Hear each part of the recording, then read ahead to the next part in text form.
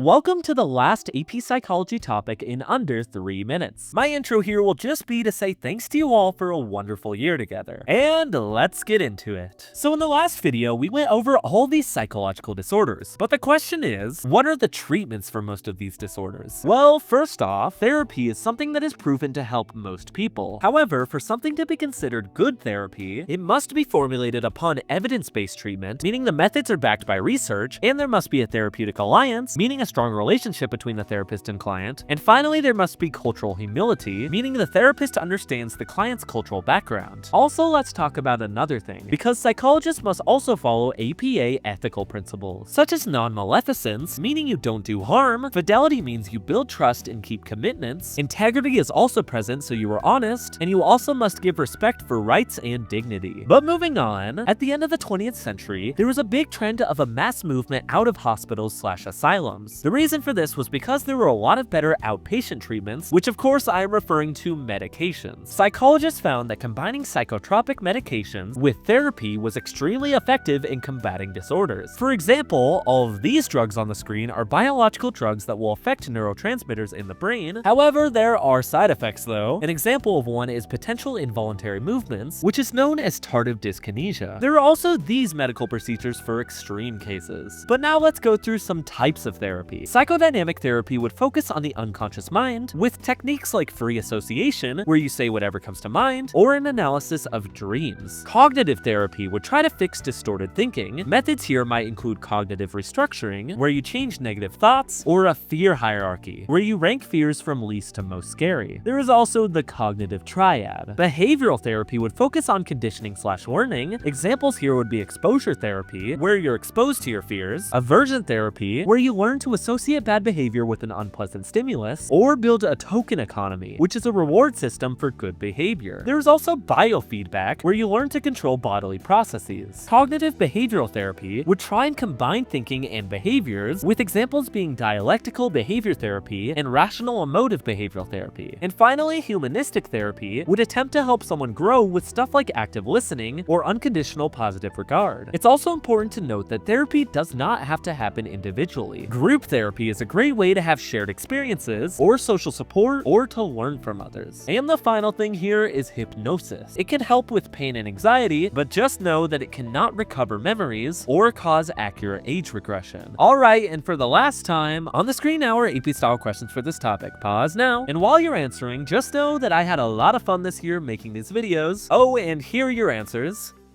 Thank you all so much for viewing this course with me. It has truly been an honor. Bye bye.